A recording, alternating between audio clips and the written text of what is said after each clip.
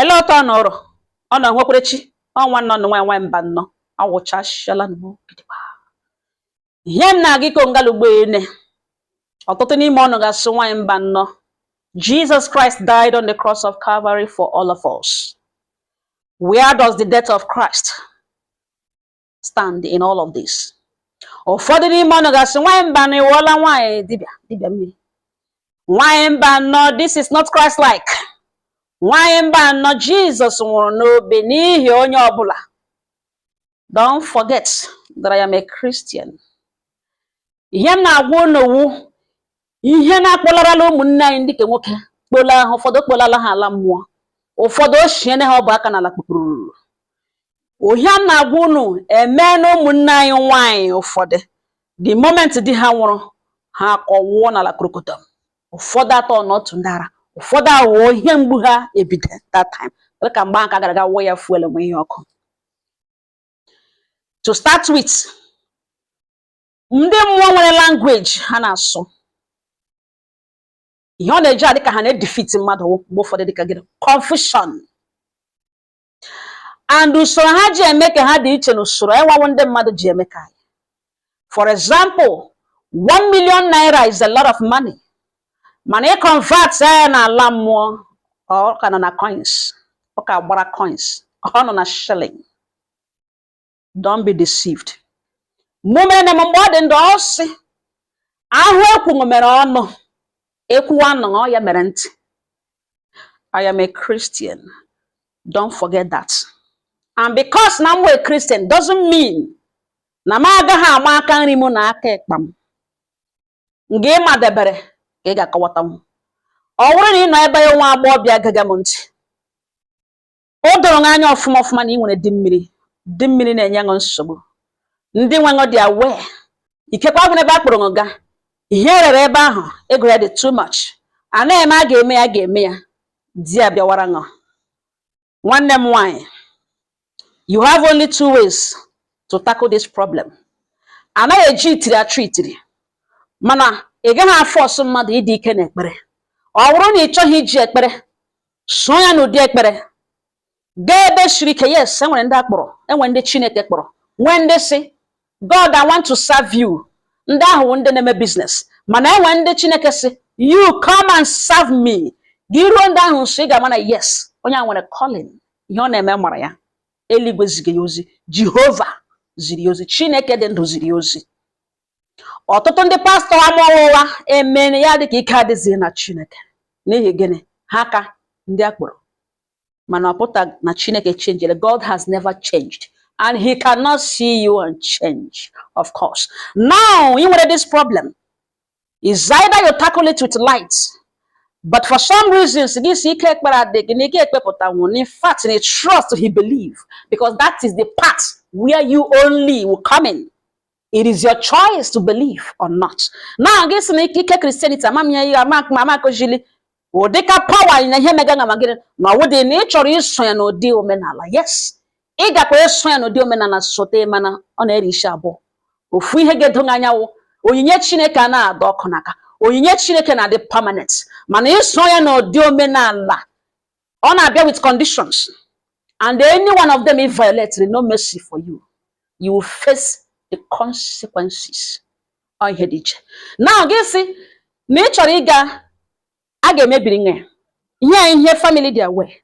Asị na ị nwere di mmiri na onye ga nsogbu. Na a ga-eme a ga-anọ na a ga-eme a ga-eme ya. Di ya bịawara ṅụ. Mma emechi ọnụ, mpa emechi ọnụ, gị onwe emechi ọnụ, gị lụrụ di n'ụtara lụbata. Mgbe ị baziri na the marriage, ịtọpele achịla ṅụ ngwugwu, ị ga-atọpe. Ngwugwu ahụ ị ga-atọpe ogene, gị nwa ka na-atọpe ngwugwu a na-awụ. Ngwugwu ahụ ị ga-atọpe ogene. One, ị nwere ike gbawe ngwugwu anụ. Di na ahụ gị na ya bi, that your physical husband. You find out that you hate him so much. Enwe ihe ọ na-eme ọ na-please nọ. Enwe ihe ọ ga-eme obi arụmma. Ihe niile o mere na-agbakashi ahụ. Even ma n'elu bed, ọgodo na this man dị mma, ihe niile ga na-atọ nka mmiri olugbo. Nwa nga na-afọ ọzọ. Gị bido complain nwa nga na-afọ iwe na-ewe. Ọngwụgwụ ka ị gbaghetere your own punishment. Now o nwere ike menụ n'ụdị ka ọ ga-eme ṅụ. Ya bido punish wedding ahụ because of you.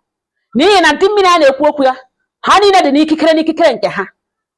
or honey name or Otahane Shark me can get or depend on get the level of rural powers and her possess. How you use all when Aurora punishment in Kenga Zena Dino Gaga punish not even you. And oh dear, that means dimming out too much. He can only keep a lot of people have one accident. Gana throw phone. Onya homerang hojo, yemerang aqua. Onyemerang iwe. O talk a dick and meaning shapagi cana. Ya word the possessive, and think at Hana the worst, and Hana the more dangerous. Ya runa, impangpa, oh, dingo no cat oga, bugang pampa, ebe, dingono. Eleno doje buang pampa. Oh, what can make off ma, but again before ya long. Ngwangwa batrang ebenina wuzia grand everywhere this is sloppy wozenda group pothole everywhere akpaye epu kan bank account epu ihanu zina loss ihanu zina lose ihanu otara tin baga mezi ya wona la krokoto si la wona owota ha won ya tabapo man ho geme ya akpaya kana health be fe mana akwakege ge dia hakwa as free as bed one done game move on now. Keno di ye butere meba ugbu a ọ bụrụ na ị nwa agbọbịa ụdịrị ihe a na-enye nsogbu ọwụgwọ nne na nna ngụ ji gị ọwụgwọ eji onwe ngụ as a single lady as nwa ha nwanyị ọwụ their right iguzoro on your behalf with you stand there for you enwe ebe ọbụla ha chọrọ ịga agaja na mmiri agaja na mgbagbu atọ ebe ọbụla ụnọ ha nọsọ na ọwụ ebe asọbịa na ọwụ ebe ụnọ achọghị ime n'ụdị light no day oga the permanent ike ekpere ari hono o ndi nwe believe ha simba na-eme unu sunu ga-eme n'usoro nwadiana no problem mana onne ga-eguzoro shi ike ba na ga-eguzoro for you enwe ihe ga-eme enwe nothing aga gbawugwo anything enwe ihe na gbawugwo ya n'ihi na gịnị how your parents gị lọkwa nwunye ngolocha gịnị ya bụ ebiri gị hụ na something the wrong or the wrong na side ke ya or the wrong on her side because na nwunye nga adibu hotu na ya nwanyi yere for some years she wasn't like this eluzi all of a sudden all the arrogant onwe ho ji mkporo tenke ge go shwa abia na arrive that no nwere di mmiri nwere ihe kwesiri mmiri ya ikekwa go nwoke agwan o nwogo nwa ya agwan ana prepare zi asejikwa ga ebe o na ere shala ihe ahụ erere wurugodo puku nde dem nwanne m nwoke etikwele 1 naira na ebe ahụ nne na nna ya tie ga ebe ahụ onwe ihe ga-eme ha they are the ones standing for ha nwa ha nwanyị onwe ihe ga-eme ha nwanne ya nwoke stand up for ha onwe ihe ga-eme ụmụnne ya contribute ego for ha onwe ihe ga-eme ha o nwanne ha mana go on with the husband ọ gwa ka achọrọ ịga separate area na dị mmiri for if you put your 1 naira there hello ọ gwa stand ga there as shorty you are the one fighting whosoever they want to separate her from. Therefore, it will cost you. Is either your success or your health. Ụfọdụ munna ya emene mecha ya lọta ha ghọtagazi onwe ha ada. Ụfọdụ edurule nwunye ha ga mecha nwunye ya tode nwunye ha mega ọfụma kara ha nwa. Nwanyị nọ ntara mega ọfụma kara ha nwa. Ntị ya n'ụzọ n'ụlọ. Orugezi nso. Enwezi ha ji dị manụ kpọrọ. Enwetaga m cases like this. Nna agwakwanụ ha all these things. Na ihe eme no women. But your wife amaghị ihe ọ na-eme. Let me speak with her. Some na ha ekwuole ha ghọtakwala. Some ha nọkwa on the process. Now, ya wụrụ na a na-aga imebiri nwunye mmiri nwunye na di mmiri ya, don't put your cover there. Stand out. Be neutral. Here how your responsibility. Mana gị nwa tige 1 naira there. Do you know what you have done? You have admitted that yes, this woman was married. Either to whatever they want to separate her from. Now yes, you may admit no GD. You may admit na akajia. And they garaka ebu bipo kikewa keme kozo. Ogwa ka ga charge. Organic ga charge ge. Oga charge either your sources or your health. Ige jofu akwụgwọ. Ụfọdụ emene ahụ ha. He choose one. Now, a lot of things about it. Or one ha gawa. Maybe a chotara agacha. Maybe ha choriga. Maybe actually have already involved. Ha to away on their own until years you. And what Palama gave with a gonya and Koya has seen her on Katrina. the ngwa eji m ke support so hello don't do it ma wụrụ na ịchọ hela jichi ma ọ na-ịchọ ka achị ịṅụ ngwugwu gị gbaa ka ịgba atara gị were now gị wụrụkwanụ nwaanyị ibe m nọ nga nọ di ya emere n'enye ya wepụta onwe ya na nwunye ya asọ nwere dị mmiri ya pụta n'ihi na o ji dị money ya support emechaghịrị na emere bugharịa tebụl today imegezi ọfụma di na aha emegezi ọfụma okogazi akoga gị na flies high into the sky n'ihi na ịwọzile the breadwinner enwezi business ọ na-eti aka na-aga aga ọ nwere otu ọrịa ukwu ọrịa gazi ọrịa ukwu kọsị ọrịa ahụ ha na-enye ha ọ na-awụ ọrịa ukwu ọrịa ndị ike enwe nke eji strike your husband. Don't for once think that ya na nwụrụ ya nwụọ ka ị nwere onwe because ịkpatawala ego you don't know what you're doing. Ego ahụ ịkpatagawo as a result of what he relinquished unknowingly a switch a turn table around destiny ya stars ya mapụta mmanya eni do nwụrụ ọ ga-anwụkwa with stars ya ekwekwala mmadụ ọbụla ghọrịa eni de enwe ihe mere di ahụ of which di mmiri nye gakwara ga filie na separate ho ihe o nyere nwe break na-echezi the end time of your own physical husband.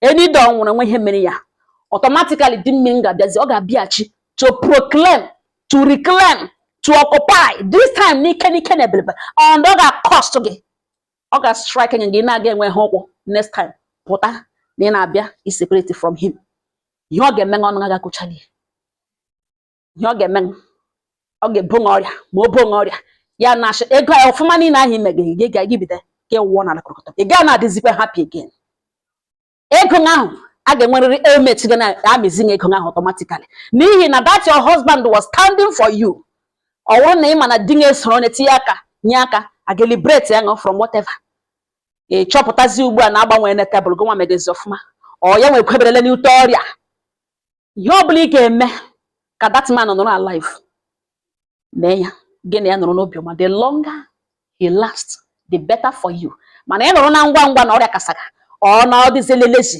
ọ na enwezi ihe ọ na-emeta hapụ anụ ọja ya na-akpata ya na-ebi ego ụmụ nwaanyị hello give be the judge why because gịnị ego abatawala n'aka understand what you're getting yourself into ịgbanwere ọnọdụ you must take care of him ọkpata gị ego ọkpata gị ego mgbe ọbụla na anya ego ga-enye ya ego unless ọ weta gị ego oduru nga ha ga-emebi di mmiri mana ọ na di nduru bịa ga-emebi di mmiri pụtazi ya atụ lukuzie useless di mkpa uzi di mkpa ya na-akụzi akụ ihe ọ bụ ọpụta ọnụ na nwa narị ga-enye ya na unless ego ahụ anụghị ọ ga na-emewa iwe ụfọdụ ga na-ezuzu na-emewa iwe ọnwụ ihe ọ baga nọrọ ọnwụ ihe nyere ọngwụgwụ enyere there is nothing you can do about it you just have to endure.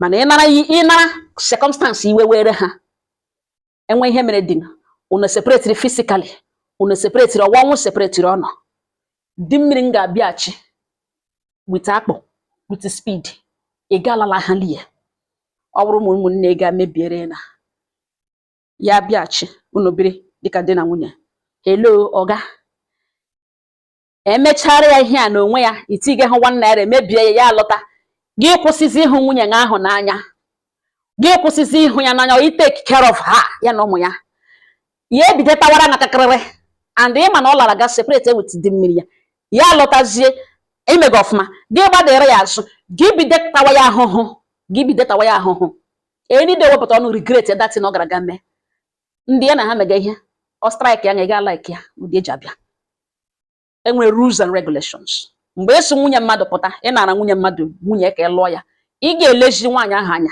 at all cost ị ga-eji ịhụnanya ị ga-aga gbapụta ya aka nara onye ọzọ denwe n'ụlọ nke ịta ya ahụhụ know exactly what you are bargaining for okwuru hala na nwaanyị nwere di mmiri enidiri settle ha nwere language ha na-asụ etikwela isi ṅụ ha gasịchọkwa ndị language enweta eshime separate ya alụghachita ọ dị mma ọ dị njọ take care of your wife because ọ takwa akakarịrị ihe ọ akakarịrị be akwa that man that's di mmiri ahụ no temporary shift body o nwekwara ike werezi iwe bịachi and mgbe ọ na-ata akakarịrị o nwekwara ike ewere iwe gụpụ ụmụnne anyị anwụchala n'ụdị ahịa ana m na-akpọrọ unu ụfọdụ ụmụnne anyị nọ 6 feet today ya ihe gburu ha